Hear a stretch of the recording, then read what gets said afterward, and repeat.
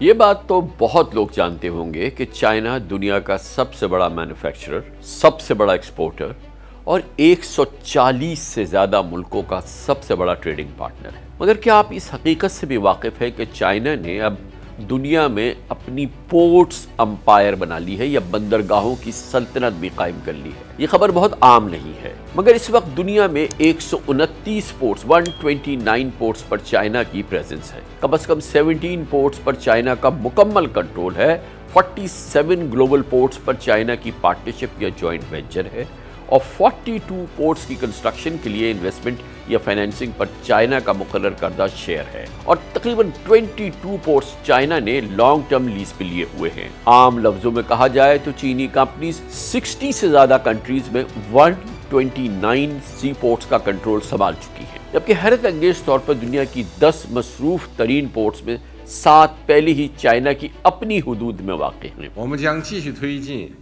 ہم زمینی، بحری، ہوائی اور سائبر کنیکٹیویٹی کو پروموٹ کرنا جاری رکھیں گے اور اعلیٰ معیار، پائیدار، مضبوط، سستے، جامع اور قابل رسائی انفراسٹرکچر تیار کریں گے۔ ہم اکنامک کوریڈورز اور اکنامک ٹریڈ کوآپریشن زونز کی ترقی آگے بڑھائیں گے، مارکیٹوں، قوانین اور معیار کے درمیان ہم آہنگی کو بہتر بنائیں گے اور ڈیجیٹل سٹرکچر کی ترقی کی حوصلہ افزائی کریں گے۔ زیادہ سے زیادہ partners belt and road cooperation میں شامل ہوں گے اور یہ تعاون اعلیٰ معیار اور روشن امکانات کا حامل ہوگا۔ میں کئی مواقع پر یہ نوٹ کر چکا ہوں کہ اگرچہ BRI کا آغاز چین نے کیا، لیکن اس کے مواقع اور نتائج پوری دنیا کے لیے مشترکہ ہیں۔ دیکھا جائے تو چائنا کی پورٹس امپائر محض دنیا کے نقشے پر پھیلے ہوئے چند مقامات کا نام نہیں، بلکہ ایک کنیکٹڈ سمندری نیٹ ورک ہے جو ویسٹ افریقہ کی کوسٹل ایریا سے لے کر میڈیٹرینین سی کی سمندرگاہوں سے گزرتا لیٹن امریکہ کی میری ٹائم سی بورڈ سے لے کر ساؤتھ ایشیا کے پانیوں تک پھیلا ہوا ہے۔ گویا انٹارکٹیکا کے علاوہ دنیا کے تمام کانٹیننٹس میں چائنا کی پورٹس امپائر قائم ہو چکی ہے۔ Shipping containers don't just hold goods, they hold something else too: power. And China is all in. That's why they've been investing massively in ports all over the world. China probably has stakes in a port near you. They're creating a network. This is a story about promises, sprawling ambition, and a plan to dominate the sea. This map shows Chinese entities have invested in 129 port projects, totaling over $60 billion from Tanzania and Australia to Nigeria and Cambodia. Why did China build a global ports empire, and should Washington be worried about it? آپ کے لیے یہ بھی حیرت کی بات ہوگی کہ چائنا کا یہ جیو اسٹریٹجک ایکسپینشن 19 سینچری تک برٹش اور فرینچ امپیریل اور کلونیل پاور یعنی براہ راست قبضے کی طرح بالکل معاملہ نہیں، بلکہ یہ ایک ایسی سلطنت ہے جو جنگوں، قبضوں یا محاذ آرائی سے نہیں بلکہ ٹریڈ ایگریمنٹس، انویسٹمنٹ، کنسٹرکشن اور لاجسٹک کی طاقت سے وجود میں لائی گئی ہے۔ بڑی بڑی کنکریٹ کی دیواریں، اونچی اونچی کرینز اور کنٹینرز ٹرمینل کے منظر نامے میں بیجنگ دنیا میں صرف پورٹس تعمیر نہیں کر رہا بلکہ گلوبل ٹریڈ کی ڈائریکشن طے کر رہا ہے۔ چائنا انٹرنیشنل ٹریڈ کے لیے 90% سی روٹس استعمال کرتا ہے اور ان تمام پورٹس کی پلاننگ BRI یعنی بیلٹ اینڈ روڈ انیشیٹو کے چائنیز پلان کے تحت کی گئی ہے۔ اوورسیز پورٹس کی ملکیت یا آپریشنل کنٹرول کی وجہ سے چائنا کو زبردست ٹیکس پریولیجز مل رہے ہیں۔ چائنا کو دنیا کے درجنوں ملکوں کے ٹرمینلز تک ڈائریکٹ ایکسس مل چکی ہے۔ چائنا کا اپنے پارٹنر ملکوں کے علاوہ کسی تھرڈ پارٹی پر انحصار ختم ہو چکا ہے۔ لاجسٹکس رکاوٹیں دور ہو چکی ہیں۔ چائنیز پروڈکٹس اور کارگو کی تیز تر کلیئرنس ہوتی ہے، جبکہ اگر کہیں ٹریڈ ڈسپیوٹ پیدا ہو تو وہ بھی فوراً حل ہوتے ہیں۔ یعنی ہر لحاظ سے چائنا کو اس پورٹ امپائر سے، اس بندرگاہوں کی سلطنت سے من چاہا فائدہ اور سالانہ اربوں ڈالر کی بچت ہو رہی ہے۔ دلچسپ بات ہے کہ 129 پورٹس میں سے ہر پورٹ مکمل طور پر چائنا کے اکنامک انفلوئنس کا ایک سینٹر بن چکی ہے۔ چائنا نے خاص طور پر ان پورٹس پر انویسٹمنٹ کی ہے جو میری ٹائم ٹریڈ کے لیے دنیا بھر میں انتہائی اہم سمجھے جاتے ہیں۔ اس ویلاگ میں پاکستان کی گوادر پورٹ کے حوالے سے بھی ہم تفصیل سے بات کریں گے،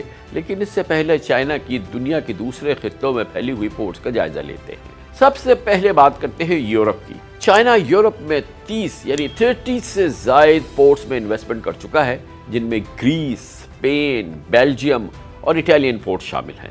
خاص طور پہ گریس کی پورٹ میں چائنا کا 67% میجورٹی شیئرز ہے۔ بالکل اسی طرح سے افریقہ کی 30 کنٹریز کے تقریباً 78 پورٹس میں چائنا کی پارٹنرشپ اور انویسٹمنٹ ہے۔ ساؤتھ امریکہ کے لیٹن کنٹریز کی 17 پورٹس میں چائنا کے پاس میجورٹی شیئرز ہے۔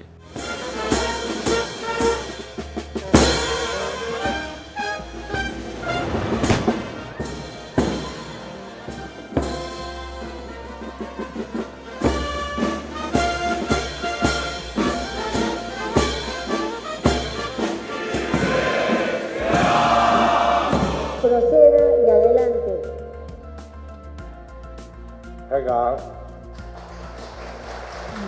Entre el gobierno de la República del Perú y el gobierno de la República.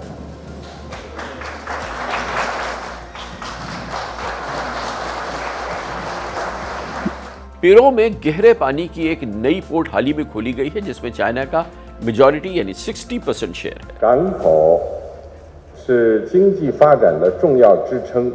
بندرگاہیں اقتصادی ترقی کے اہم ستون ہیں۔ چنکائی پورٹ نہ صرف ایک ڈیپ واٹر پورٹ ہے بلکہ یہ جنوبی امریکہ کی پہلی اسمارٹ اور گرین پورٹ بھی ہے۔ جیسے ہی یہ کام مکمل ہوگا چین اور پیرو کے درمیان بحری نقل و حمل میں 10 دن سے زیادہ کی کمی آئے گی۔ اس سے لاجسٹکس کی لاگت میں 20% سے زائد کی بچت ہوگی۔ 将缩短10天以上。 ساؤتھ ایسٹ ایشیا میں میانمار اور کمبوڈیا سے لے کے آسٹریلیا تک پھیلی ہوئی پورٹ آف ڈارون بھی چائنا کے پاس 99 ایئرز کی لیز پر ہے۔ چائنیز کمپنیز امریکہ کی بھی چند بڑی انپورٹس پر کنٹینرز ٹرمینل چلا رہی ہیں جن میں لاس اینجلس، لانگ بیچ اور سیاٹل کی پورٹ۔ ساؤتھ ایشیا کی جانب آئیں تو سری لنکا کی پورٹ کا کنٹرول چائنا 99 ایئرز کی لیز پر لے چکا ہے۔ காணக்கூடியதாக இருக்கிறது. තවත් ශක්තිමත් අනාගතයක් සී ජින්පින් මැතිතුමන් අපේ රටේ නවෝදය நேரத்திலே நாம் துறைமுக நகரமாக மாற்று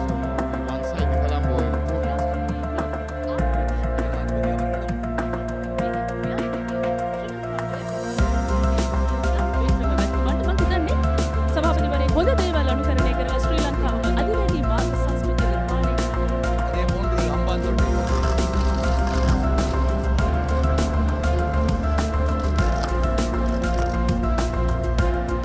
اب بات کرتے ہیں پاکستان کی، اور پاکستان کے صوبے بلوچستان میں چائنا پاکستان اکنامک کوریڈور یعنی سی پیک سے منسلک گوادر پورٹ کی۔ اگرچہ گوادر پورٹ کی اونرشپ ریاست پاکستان کے پاس ہے مگر چائنا کی سرکاری company China overseas port holding company کو گوادر میں ایکسکلوسیو لانگ ٹرم ایڈمنسٹریٹو اور مانیٹری انسینٹیوز حاصل ہیں۔ 2013 میں China overseas port holding company کو کنسٹرکشن اور آپریشن کے لیے 40 ایئرز لیز پر گوادر پورٹ دی گئی تھی۔ اس کے علاوہ فری زون کے لیے 2282 ایکڑ زمین ایک اور چینی کمپنی کو 43 ایئرز کی لیز پر دی گئی۔ The contract of operation of Gwadar Port is formally given to China. Today, the concession agreement is transferred from the Port of Singapore Authority to China Overseas Port Holding Company Limited. The handing over of the operations of Gwadar Port to China is a manifestation of our growing ties. It also shows our trust in the Chinese ability to deliver on our infrastructure projects. The Chinese province of Shanxi and Tibet are closer to Pakistani ports than the ports in China. It will also benefit countries of Central Asia and Afghanistan. Gwadar Port will enhance trade and commerce not only between Pakistan and China but also in the region. CPEC کے تحت ایک agreement کے مطابق Gwadar port کی income کا 91% share Chinese company کے پاس ہے اور صرف 9% شیئر گوادر پورٹ اتھارٹی کو ملتا ہے۔ G2G government to government agreement کے تحت گوادر اور اسپیشل اکنامک زون میں کام کرنے والے چائنا کے بزنسز اور China overseas port holding company سے وابستہ کانٹریکٹرز کو بھاری ٹیکس مراعات ملی ہیں۔ ٹیکس کنسیشنز بہت دیے ہیں گورنمنٹ آف پاکستان نے۔ مثال کے طور پہ انہیں انکم ٹیکس، سیلز ٹیکس اور فیڈرل ایکسائز ڈیوٹی میں 23 ایئرز تک مکمل چھوٹ اور مشینری کی امپورٹ پر 40 ایئرز تک کسٹم ڈیوٹی سے استثناء دے دیا گیا ہے۔ بلومبرگ کا دعویٰ ہے کہ بیجنگ کی BRI کے تحت دنیا میں تقریباً $1.2 ٹریلین کی انویسٹمنٹ چائنا کے پارٹنر ملکوں کو اس کا ڈیپینڈنٹ بنا چکی ہے۔ ان ملکوں میں ری فائنینسنگ، ٹریڈ والیوم میں سپورٹ کے لیے چائنا پر انحصار بڑھتا جا رہا ہے۔ اگرچہ چائنا مسلسل اس بات پر زور دیتا ہے کہ دنیا بھر میں پھیلی ہوئی اس کی زیر انتظام پورٹس، ان کی ایکٹیویٹیز مکمل طور پر ٹریڈ کی ہیں، لیکن ویسٹ کے میڈیا کا دعویٰ ہے کہ سول پورٹس کبھی بھی آسانی سے نیول لاجسٹکس، انٹیلیجنس شیئرنگ اور اسٹریٹجک میری ٹائم پریزنس میں بدل سکتی ہے۔ یوں مغرب دنیا بھر میں چائنا کے کنٹرول میں پورٹس کو محض ایک ٹریڈ مرکز نہیں سمجھتا، ایک تجارتی مرکز نہیں سمجھتا، بلکہ ملٹری بیسس کے طور پہ بھی دیکھتا ہے۔ Over the last 20 years, China has built up a network of about 100 ports on every continent except Antarctica, clustered around key maritime choke points which are crucial to global trade. This gives China a strategic advantage as global trade tensions rise. But it's also sparking concerns. Even though these ports by and large are commercial ports, some of them do actually have the capacity to host naval vessels. As we know by now, this is not just a story about overseas investment. It's also about national security. A number of Trump officials have even suggested that the port could be dual use, meaning that at some stage it could be used not just for economic activity but for military activity too. But these concerns are not unfounded. Well, U.S. intelligence says China's first overseas military base in the tiny African country of Djibouti is likely to be followed by several more. In Djibouti, what began as a commercial port eventually turned into China's first full-fledged overseas military base. Remember this map?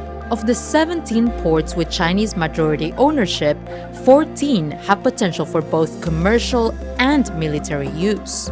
Meaning it can service commercial ships, LNG tankers, oil tankers, and it might also have the physical capacity to host fueling ships, logistic ships for military purposes, or a military battleship.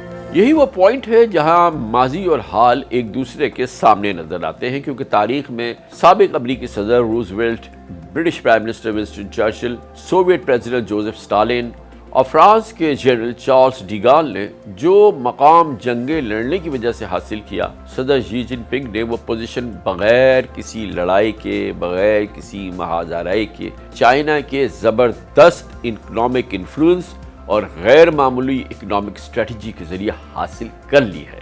کوئی کچھ بھی کہے، یہ حقیقت ہے کہ China international trade میں امریکہ اور یورپ کے انفلوئنس کو مسلسل چیلنج کر رہا ہے۔ ایک ایسے دور میں جب سپلائی چین اور اکنامک اسٹیبلٹی ملٹری پاور کے ہم پلہ سمجھے جانے لگی ہے، چائنا نے 129 دنیا بھر کے پورٹس کے نیٹ ورک کے ذریعے نہ صرف اپنی گلوبل پورٹس امپائر کھڑی کی ہے، بلکہ پوری دنیا میں اپنی اسٹریٹجک موجودگی کا ایک نیا جواز پیدا کر دیا ہے۔